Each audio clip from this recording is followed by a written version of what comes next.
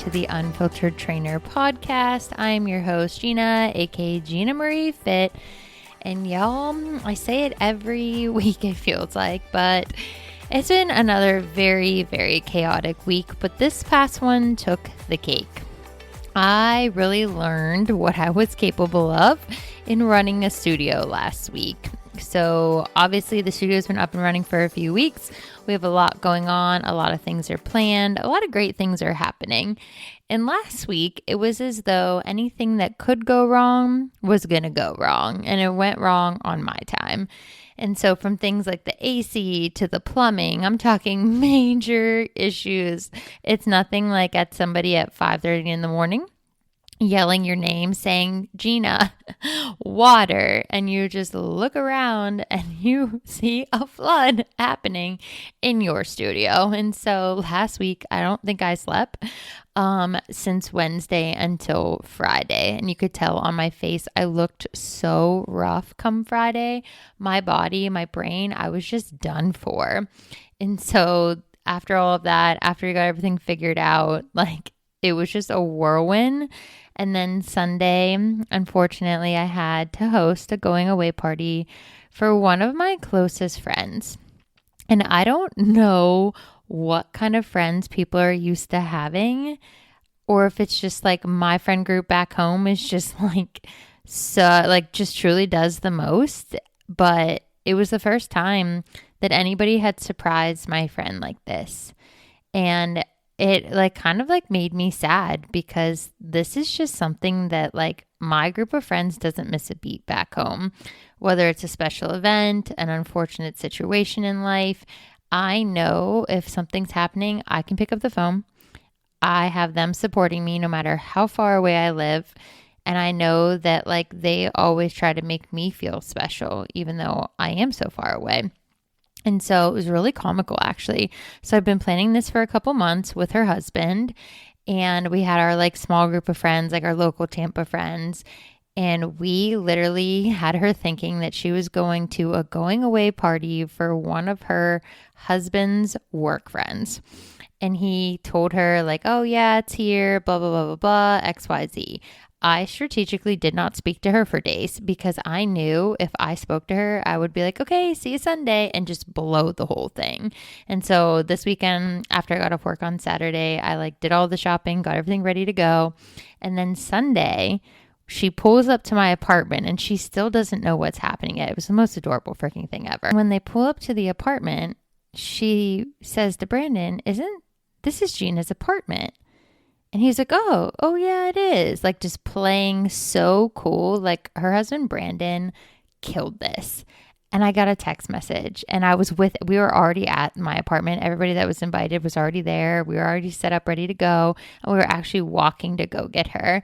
And she says, hi, this is weird, but we're at a going away party thing for someone Brandon works with and followed the directions which brought us to your apartment, LOL. We drove up and I was wait a second, do they live at blank? So if you are home, come say hi at the pool. And I responded, ha ha ha, no way. What a small world. That's wild. And so Brandon and I were texting and I knew he was at a certain door. So as I walked to go get her at this door, she's shocked because she thinks I'm home for the day. And then she turns and there's all of these people behind me. And the look, I'll have to insert it into a video clip of the podcast. It was the most adorable thing ever. The look on her face, it was just pure magic. It made all of the effort worth it because you could just see how much that meant to her. And she started crying and it was just I'm just glad. I'm glad I'm in a position to be able to do these sort of things. And I'm just grateful that I have people like her that are worth missing. As selfish and annoyed as I am that I have to say goodbye to one of my very close friends, I am happy for them. I actually made her this really cute going away basket with snacks and stuff because they have a 10-hour trip. And I got her this candle and I'll link it in the show notes because if you have a fun personality, you should get this as a gift if anybody leaves. The candle said, "Smells like abandonment" in capital letters, made of 100% the audacity with hints of betrayal, tears, and still happy for you. Like that, if that wasn't my personality and a gift, I don't know what is. It was just, we couldn't stop laughing. It was so funny. But we got her all set and ready to go. She leaves in 3 weeks, and I literally think I'm going to lose it. I lost it when my friend Chris left, my friend Ashley left, and then Cassie left earlier this year, and now Gabby's leaving, and I don't even understand how I'm still here. I don't think anyone saw this coming, that I would still be here, and I committed to be here for a year. And so I know no matter who is here that I'm going to be here. And so I think what's hard for me, and like this is no disrespect to any of my friends that are still here, is just I grew so accustomed to life being one way. And even though like so much was happening in my life during that period of time, these people brought such a level of comfort to me and support. And it just felt like I had people I could trust, which is something that's been extremely hard to find in Tampa. I have never felt so like, I've never questioned people so much in my life of who I could trust until I lived here. And it's really hard because you don't know anybody's motives. And it's really scary that that is how things are in an adult life. Like, I just can't believe this is how people are. And so the fact that I have like this core group of like amazing human beings and I'm losing them, your girl is, I'm on the struggle bus. And I told Gabby, because I'm like never at my apartment. Anytime she wants to visit, I'm like, you have a place to come anytime you want to come. Not only is this place immaculate and always ready for guests, but I literally am never here. So feel free to come work from my apartment, because definitely it's going to be a hard transition not having her here. And like just the core group of people I operate with, like it's just hard to see people move on in life, but it's part of life, you know? And we're going to get into today's episode as we transition through that. And today's nutrition episode is about how to set SMART nutritional goals. And SMART is in all capital letters because it's an acronym. And so something that I get a lot of questions about is if you're looking to improve your health, your well-being, no matter what your physique goals are, an important part of that is how to manage your nutritional habits. And so I know a lot of people do a lot of quick fixes, a lot of fad diets, a lot of short ways to get results, but it doesn't yield long-term health. And usually those things aren't sustainable. And as a result, you suffer because of it. And so today we're going to dive deep into nutritional goals, how we set them, how we identify them, what does healthy quote unquote eating look like? And we're also going to give some very just like useful examples, and I'll explain some basics of what I do with my clients to make it make sense so that you can actually achieve your goals without feeling overwhelmed, because I feel like nutrition definitely is the biggest struggle for most people on their quest to achieve a certain type of physique.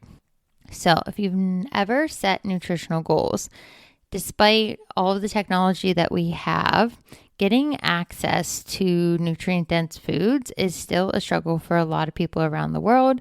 And in the US specifically, even though we have an abundance of resources, we are a country that allows a lot of modifications, a lot of ingredients and chemicals that so many other nations have actually banned. And so it can be difficult in America to find the right nutritional balance because the access to foods isn't necessarily the same. And so when you're thinking about setting nutritional goals, or why would somebody set nutritional goals, it's really important to think about health and the truly overall sense of how you want to feel for your well-being. A lot of people set nutritional goals because of chronic illnesses like diabetes, high blood pressure, high cholesterol, or people that are at a risk for those things, are proactive. Other people set nutritional goals because they want to achieve a certain healthy weight. Or if you're struggling with digestion issues like me, I've had to do a lot of nutritional dense diets, like being plant-based, to aid with my GI conditions. And so setting nutritional goals isn't necessarily about a six-pack, being a certain size, or looking a certain way. And that's why we're going to talk about setting SMART capital S-M-A-R-T goals. SMART is an acronym that stands for specific, measurable, achievable, relevant, and time-based or time-bound goals. These are going to help you stay focused on where you want to go, and it helps you reverse engineer the process that it's going to take to get to that end result. And so if you're trying to set a nutritional goal, it's going to require you going through these steps and helping you to find the underlying reasons for why you want to achieve that goal, in the sense that you're going to actually be able to stay on track because there's a reason and a why behind it. And so a specific goal is something that is described as what you're trying to achieve and why. So for example, if you're trying to set a goal that's vague, like I want to be healthy or I want to be stronger, that's not going to get you anywhere in this. It really has to be specific. And so if you're setting a specific goal for losing weight, it should be like, I want to lose X amount of pounds because blank. What health benefit is it going to be to losing that weight? And so what's measurable, the M in this acronym, are the goals that are literally objective. Like there's a number to them. You can break them down into smaller milestones. You can see progress, and then it helps you feel like you're getting somewhere, which in turn helps to motivate you to keep going. And so if your goal is to lower your cholesterol, you can set a measurable goal of a certain amount of milligrams, which is measurable. So if you want to say like, I want to lower my cholesterol by 200 points or 200 milligrams, that is a measurable goal because you can put an objective number to it. The A, you can hear it in two ways, attainable or achievable. Achievable/attainable goals should feel realistic, which is why they're attainable. They're things that you should be able to feel challenged, but still achieve them. So if you're looking to lose weight or reduce your cholesterol in a certain amount of that objective measure over a certain amount of time, crucial that it's a realistic amount of time. You can't set a goal where you want to lose 10 pounds in a week or drop your cholesterol 200 points in a week.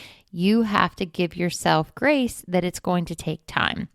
Something I always say to my online clients is it took you a certain amount of time to get to the point that you know you wanted to make a change. It's going to take you time to make that change happen. And so you really have to give yourself a good amount of time to make that achievable goal, because you know it's possible, attainable. And so be realistic when you're setting this series of goals. The R means relevant. Relevant goals should feel like they are worthwhile to you. There's something you're linking that goal to in your own personal way. There's no point in setting goals for something that you don't care about or something related to somebody else. If your goal isn't going to make a difference in your life, then you're not going to want to achieve it. You won't be consistent or disciplined. So if you're really not interested in losing that weight, you just feel compelled to lose that weight and you wonder why you keep failing and you can't stick to your goals, that's why. Like, for example, for me, if I said that like I set a goal to become a long distance runner, it's not going to happen because I can't stand running and I'm not motivated to run, nor would I ever want to run a distance. I have friends that run and I freaking love that for them. They're like, to me, superstars. Like, I'm so impressed by them and what they achieve when they run. And it gives them like, they truly are excited for that. That is not for me. So if I'm trying to keep up with somebody just to keep up with somebody, I'm going to eventually fail because there's no relevance in my life.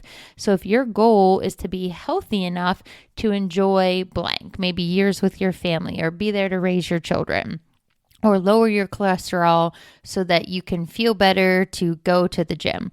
There's so many ways to really assess your goals. You just have to make sure that when you're creating these goals, you feel that personal alignment with why you're achieving them. Lastly, you can hear two ways, time-bound or time-based. This means that the goals have a specific achievable date that you are going to focus on. This is what's going to keep you like pushing for the distance when you have that countdown and you know there's an allotted amount of time. This will help you stay focused when you're tempted, it truly makes like other things less important because this is going to take priority. And so if you set a specific date for your goal, whether that's to lose weight or lower your cholesterol, and then you reverse engineer it and take the steps to achieve that goal and you stay on track, of course you're going to achieve it. And that's why these are SMART goals, because they're something specific to your personal life. They're measurable, they're attainable, they're relevant to you, and you have a certain amount of time to achieve them. And so in the sense of healthy, quote unquote, eating, what does that look like? Some examples of SMART nutritional goals: when you're setting something of a longer term goal, like lowering your cholesterol or improving your blood sugar or your blood pressure, or trying to lose a certain amount of weight, you know that that goal is going to take a significant amount of time. So you should break that up into smaller, shorter, still SMART goals, but shorter ones that you can follow each day or each week, that will yield you the ability to track your progress over your longer term duration, so that it'll actually make you want to continue to pursue those goals, because those smaller attainable goals is what will yield you that bigger desired outcome. And so simple nutritional goals that you could literally implement immediately is making sure to get your protein in. So you have a protein source at every meal, or you're carrying your water with you because you want to get your hydration in. So you make sure that for every time that you're sitting down at your desk, every hour you're taking a sip of water. Or you can be as simple as 2 times a week, you're replacing, if you're trying to decrease your animal protein, replace it with a plant-based protein. It's really simple to make nutritional goals that are SMART and quick swaps. And so if you're somebody that's a big drinker, this is a big one of empty calories. Why people wonder they have so much inflammation or bloating, and then they say, oh, well, I drank XYZ. You could simply replace one of those drinks with a glass of water, or drink a cup of water between every drink that you have. There's simple things that just you have to slowly build over time to make this transition happen. Another nutritional way to kind of do quick swaps that are really helpful is maintaining the proper types of grains. And so as you're eating throughout the week, if you're doing a lot of starchy vegetables, you could replace your potatoes with whole grains like quinoa or brown rice. The whole grains are what should make up, your fiber-rich carbohydrates. That's what's going to make up your energy sources, those complex carbs we've talked about. They also aid in lowering your cholesterol and help with your digestion too. So when you start implementing these more nutrient-dense foods into your diet, it actually has multiple health benefits, not just weight loss. And some of these, as we've talked about before, are good sources of vitamins, nutrients. As important as your macronutrients are, you still need to get your micronutrients in too. Also, another big one that's shocking to me is people that don't eat fruit. I get the people that don't eat vegetables because I didn't start eating Brussels sprouts until I was an adult. But for those people that don't eat fruit, are you okay? I literally would overconsume fruit if you let me. This is like the season of thriving. Cherries, every type of melon you can possibly desire is ripe. Like, I literally have to be mindful that I don't overconsume cut up bowls of fruit because I'm so obsessed. So the fact when people tell me like, yeah, I don't eat fruit, I just look at them like, without trying to be healthy. That is what I actually snack on. I do an apple with peanut butter and dairy-free chocolate chips every day. I always have cut up fruit as a snack. Obviously, we know I love my Gushers, my fruit snacks. We all know what my nutrition is like. But I can be like that because I do actually have a healthy balance. I just am not somebody that's tracking right now. It's not something I fixate on. It's just a natural part of my diet. And so when people tell me they don't eat their fruit, I literally am like, what is wrong with you? So simple ways on weekdays, you can make sure that you have one of your snacks is a fruit bowl, or you replace those like starchy vegetables. Find a snack that's a vegetable base. I'm obsessed with carrots and roasted red pepper hummus. That is fire. That is protein. That is so filling. And it's a simple, quick fix snack. So you get that good crunch in it. And then it's also filling too. And so just look for more nutrient dense items, especially when you're going through your fruits and your vegetables. Those are your great sources of your vitamins and your minerals. And so those are super important for your health. And also a lot of them are important in fiber. And even though it's uncomfortable for me to talk about, fiber is super important, especially when you have the kind of IBS-C that I have, y'all. You need your fiber or you'll be out here taking Metamucil like an 85-year-old. And let me tell you, it's not good. It's disgusting. But you have to do the things you have to do when you don't eat properly. So don't be like Gina.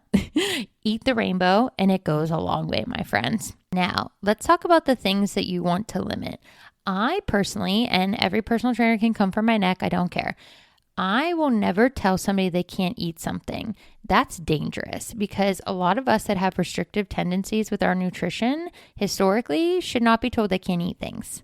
So things that you should limit quantities because the overly processed, they mess up your digestion, or your added sugars, your artificial sweetener, your artificial colors or flavors, heavy metals, pesticides, preservatives. If you are someone that watches or reads the news, there is even more research about pesticides. And something that I always thought was alarming when I was a young therapist was I worked in Butler County. And there was like an insane amount of cancer in Butler County.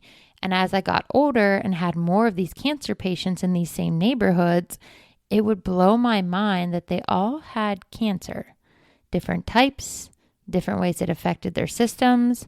And then after obviously the research has now come out after all of these years, there was one common denominator. Butler County was farm country. I am from like the middle of nowhere. So Butler County was farmers. What did all of those farmers spray on their crops? Chemicals. What are the chemicals known to cause all of these issues? The exact chemicals they sprayed. So here you are. The farmers are doing their job and spraying the chemicals. You think you're doing right by eating locally and eating from the farmers because it's organic. So now you've got the farmers being exposed to the chemicals, the food's exposed to the chemicals, and then the people eating the food are exposed to the chemicals. It's not rocket science why people are not well in this country and why so many people have cancer. I feel like when somebody tells you that they have cancer, it's not surprising at all. You're just like, oh, like that's very unfortunate. It's incredibly sad. But I feel like 15 years ago when my patients had cancer, it was nothing like it is now, where if you look at somebody's history, cancer, stroke, heart disease, they're always in there. And so it's important that we find a healthy balance. And by healthy, I mean balance. A balance that you can sustain without feeling restricted, without feeling bad for yourself. You should not be beating yourself up for the way you live your life. It's just helpful when you're looking to achieve SMART goals that you do set a guide for yourself on how you want to achieve them. And so something I do with my online clients, I feel like is really helpful, is when I'm working with somebody, I do a week 1 assessment. Week 1, I have them track their nutrition and I ask them to act as though I don't exist. I don't want you pretending like you have a coach. I want you to eat exactly as you eat, track everything for 5 to 7 days, and let's see where you're truly at. And then I take my dietetics equations I got from all of my certifications and I find out where they should be. Then we cross-correlate those numbers and we figure out where they need to be to attain those goals, and we start to reverse those calculations so that we can help them help themselves to achieve those goals. But anytime I work with a client or I meet with a client, I always ask them for a top 3 reason as to why they want to work with us and why are those goals important. Because at the end of the day, there's a lot of physical benefits and you want people to feel good. You want them to like what's resonating in the mirror. All of those things are important. But at the end of the day, there's a deeper seated why as to what those goals align with and why they want to achieve them. And so if you're somebody that is like day 0 right now, I feel like that's me. I'm like just getting into the habit of doing things again. I want you to sit down with yourself, and here's like your takeaway for today. And I want you to write out what you want to achieve. And then when you write out those attainable goals, I want you to write out how you want to feel and what do you think that's going to feel like when you achieve those goals. And I want you to keep that piece of paper somewhere so that when you feel like you're going to falter or it's not capable of happening or you get down on yourself, I want you to read those and remember what's really possible. Anything you want to achieve is possible. Somebody said to me the other day, they said, "Why are you so good at everything?" And I just looked at them. I was like, "What do you mean?" And they said, like, you're good at art, you're smart, like you're great at your job. Like, how are you so good at so many different things? And I couldn't stop laughing. I said, it's not that I'm good at things. It's that I worked for things. I'm good at art because I worked at it. I took so many lessons when I was a kid, had so many art classes. Yes, I had a natural talent, but you have to perfect that talent and those skills over time. You have to expose yourself to different types of styles and art and lessons to truly improve those skills. It's the same like anything. You don't become a great trainer on day one. You become a great trainer by studying, educating yourself, continuing to push yourself, and then learning from other trainers. You're not going to get great at your nutritional goals from day one. It's going to take a process of failure and elimination and regrouping to figure it out. And I say those things because quote unquote failure means you're going to think your goals are going to look one way, and then you're going to realize that success isn't linear. So you're going to feel like you fail. Then you're going to feel like you have to eliminate certain things, which you don't. You're going to learn the kind of balance, and then you can incorporate those things into making these goals attainable over time, which is where the regrouping comes into play. And so the takeaway for today is that if you are somebody that is looking to start a wellness journey, or you're looking to start setting attainable goals, and you're like, I don't know what to do, write down your goals. Write down why you want to achieve them, and then reverse engineer those goals. The biggest things is that the majority of your food should come from your protein, should come from your complex carbohydrates, and your fats. Yes, y'all, we need to be consuming healthy fats because we need those for our organ systems to properly function. And then you're going to supplement with fruits and vegetables, getting in your micronutrients, your vitamins, and your minerals. You're going to stay hydrated. At the end of the day, the biggest and easiest way to do this is that you have a protein source at your main meals. You have good snacks throughout the day. You're eating every few hours. I usually have 4 to 6 meals. Some are smaller, some are larger. When I'm like following a plan, I usually eat 4 to 6 times a day because you don't want to go too long without eating because you become ravenous. And then your plate should look colorful. And the easiest way to do that, and I always tell this with my new clients, don't be overly complicated from the beginning. When you're setting up your nutrient plan, your nutrition plans, you shouldn't have a different breakfast every day, a different lunch every day, a different dinner every day. The most successful I ever have been when following my nutrition is that I have the same breakfast. I do 2 lunches a week and 2 dinners a week. My snacks stay the same. This is super cost effective. It is nutrient dense and it's easy to follow. I can prep that on Sunday, and then I prep the second dinner on Wednesday. And then come the weekend, I have my meals planned out for when I'm going out to eat, but I don't feel compelled to track anything in those meals because I know leading up to it, you follow that 80-20 rule. You have that balance, and then you can progress yourself. And so when you're looking at setting nutritional goals or figuring out where to start, first just start with what you want to achieve. Figure out why you want to achieve that. What's going to be your deciding factor? We all need something that's going to drive us on the days when we're not quote unquote motivated. If you know me, I don't believe in motivation. I believe in consistency, discipline over time. If you want to achieve something, you're going to do the work to make it happen. But your motivation, quote unquote, is going to fade. You have to find what's going to inspire or empower you to keep going when you don't want to. And the biggest thing that can be helpful for that is having those goals written down, that why written down, and every single day you remind yourself why you're pushing yourself.